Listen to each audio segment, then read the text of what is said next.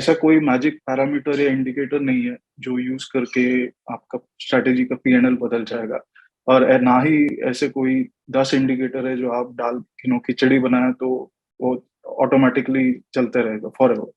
So the correct question is कि आप क्या टाइप का मार्केट ट्रेड करते हो या आपको कैसे टाइप का मार्केट ट्रेड करना है। सो फंडामेंटली आप मार्केट्स को 4 कैटेगरीज में डाल सकते हो। पहला है ट्रेंडिंग मार्केट, सेकंड है consolidating market, and the other two types जो इसी के दो वेरिएंट्स है which is high volatility and low volatility. Hmm. अभी सो पहला टाइप हुआ कि जो ट्रेंडिंग मार्केट है और वॉलेटिलिटी भी नहीं है। सो इसका एग्जांपल होगा 2017 जब भी market was in a very smooth up trend every day, और even 2007 for example the previous bull market. So market हर रोज गैप अप खुलता है, वो ऊपर क्लोज होता है ग्रीन में। तो उस टाइम पे आपको कुछ ट्रेड एक्टिवली करने की जरूरत भी नहीं है बिकॉज आपको मार्केट ही रिटर्न दे रहा है। तो ये सबसे इजी टाइप का ट्रेंड है and typically this is where people make money. The second is you have a trend but with very high volatility. अभी ये जैसे 2020 में जो सेल ऑफ आया तो ये ट्रेंड काफी स्ट्रांग था बट उसको ट्रेड करना बहुत मुश्किल था बिकॉज वो ट्रेंड में जो पुल बैक्स आते हैं वो काफी शार्प होते हैं। लाइक 2020 में जो आपने जब भी मार्केट सेल ऑफ हुआ कोविड के टाइम, तो देयर वर डेज की लोअर सर्किट लगने के बाद मार्केट 8-10% बाउंस भी हुआ है। तो आपने अगर पैनिक होके ये ट्रेड एग्जिट कर दिया तो अगला जो नेक्स्ट फ्यू डेज का सेल ऑफ था वो आपका मिस हो रहा। तो ये हाई वोलेटिलिटी में ट्रेड करना भी मुश्किल है because simply because of how much the market will move around. The third is a consolidating market, जैसे कि I think even 2017 is again a great example of both trending and consolidating. ऐसे 2 या 3 महीने जाते हैं शायद हर साल जहां मार्केट का closing price is the same. Like जून में भी जो लेवल पे था वही लेवल पे अगस्त के एंड में भी उधर ही होगा and it has may be 1-2 टक्का सिर्फ ऊपर नीचे गया इन द इंटरम। सो ये मार्केट में कोई भी ट्रेंड सिस्टम नहीं चलने वाला। आप मूविंग एवरेज इंडिकेटर डाल दो, आप सुपर ट्रेंड डाल दो, कुछ भी डाल दो, तो इंडिकेटर से आपका प्रॉब्लम सॉल्व नहीं होने वाला है because fundamentally it is not design to make money in that market.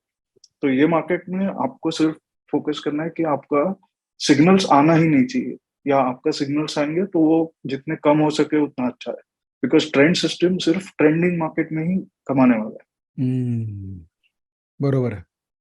है। And the last is that I would say the toughest to trade of all which is a consolidating market with high volatility. So this is like after the 2020 sell-off, I think in late March or April, the market used to gap up 5% and gap down 5% the next day. So every day you would see a reversal in the trend. There was no direction to the market and the volatility was also very high. So ये market, like again, you don't have to trade all types of markets. आपको अगर ये 4 में से एक भी type का अगर ट्रेड करने मिला ठीक से तो काफी है। So essentially, you have these 4 kinds of markets, and what is the easiest to catch is the market which has a smooth trend and is low volatility. Okay.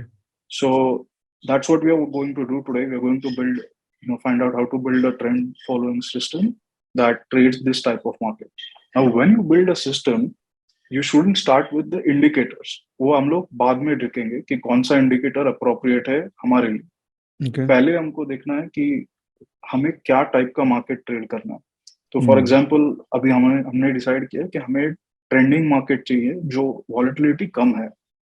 तो 2 कंडीशंस तो ऑलरेडी आ गए, एक की जो हमें ट्रेंड चाहिए, तो एक ट्रेंड का इंडिकेटर होना पड़ेगा, और दूसरा कि हमें वॉलेटिलिटी भी लो चाहिए, तो एक वॉलेटिलिटी का इंडिकेटर लगेगा। अभी आप कोई भी इंडिकेटर यूज कर लो, there are multiple indicators that will show you the same thing. Like moving average will show you a trend कि आप अगर उसके प्राइस अगर उसके ऊपर है तो आप ट्रेंड में, प्राइस उसके नीचे है तो डाउन ट्रेंड में। Similarly, Bollinger Bands, for example, or the average true range, both are showing you the same thing, which is volatility. So if Bollinger Bands are narrow, it means the volatility is low. If the ATR, the average true range is low, it means the same thing. It means the volatility is low. So what we are going to do is we are going to form a view with these two basic indicators. Then we are going to say how do we set the stop loss. कि हमें entry तो मिल गई पर हमें और ये भी ढूंढना है कि स्टॉप लॉस कहाँ रखना है, बिकॉज हर कोई ट्रेड हमें पता नहीं है कि ये प्रॉफिटेबल होगा कि नहीं। So we will never make assumptions कि ये होगा। We'll just take a trade knowing कि ऑन एवरेज अगर ऐसे 100 ट्रेड्स लिए तो उसमें से ऑन एवरेज प्रॉफिट होगा।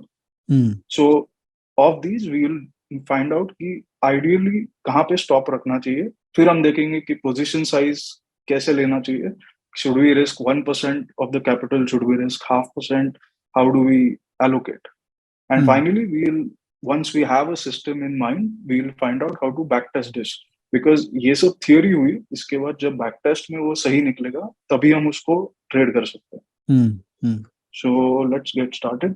So these are broadly the two phases of the market, which is, one is a consolidating market जहाँ आप देख रहे हो कि price action is flat, and the other is a clear trend where the market is cleanly moving up and then moving down. Right. So another factor to talk about is, why are we using only 2 indicators? हम लोग इतने सारे indicators है, हम 4-5 indicators क्यों नहीं लगा रहे? तो इसकी रीजन इज कि अगर सब इंडिकेटर्स एक ही इनपुट यूज कर रहे हैं तो आपका आउटपुट भी मोर और लेस सेम ही होने वाला है। नाउ दिस डजंट मीन कि आप पैरामीटर्स चेंज करके कुछ होगा नहीं, parameters will give you different values, but for example अभी ये जो चार्ट आपके सामने है उसमें एक सुपर ट्रेंड इंडिकेटर है और एक डीएमआई इंडिकेटर है नीचे।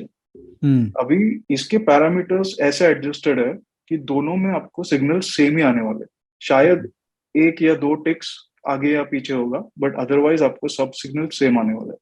जैसे आप देख सकते हैं यहाँ जो उसने क्रॉसओवर दिया सुपर ट्रेंड, आपको डीएमआई ने भी क्रॉसओवर दिया, यहाँ आपको डीएमआई ने क्रॉसओवर दिया, यहाँ भी डीएमआई ने क्रॉसओवर। तो आप कोई भी 2 इंडिकेटर्स ले सकते हो जिसके इनपुट सेम है और उनके पैरामीटर्स अगर आप ट्वीक करोगे, लाइक इधर इंक्रीज द पीरियड और decrease the for the other indicator, तो आपको ऐसे सेटिंग मिलेगा जहां आपको सिग्नल सेम मिलेंगे। सो आपका फोकस वो प्राइस एक्शन पे होना चाहिए जो आपको चाहिए, नॉट ऑन द इंडिकेटर और द पैरामीटर। सो अभी what kind of data is useful, अभी फॉर एग्जांपल ये प्राइस एक्शन का इनपुट है, बट आपने अगर इसको ओपन इंटरेस्ट के साथ कंबाइन किया या वॉल्यूम के साथ किया तो वो अलग है, वो आपको यूजफुल हो सकता है। तो वो इंडिकेटर आप सेपरेटली अगर कहीं अपने कंडीशन डाला कि ओआई बिल्डअप होना चाहिए फॉर एग्जांपल, अगर बाय सिग्नल है तो वो आपको वैल्यू ऐड कर सकता है, but multiple trend indicators likely नहीं है कि आपको बेनिफिट मिलेगा।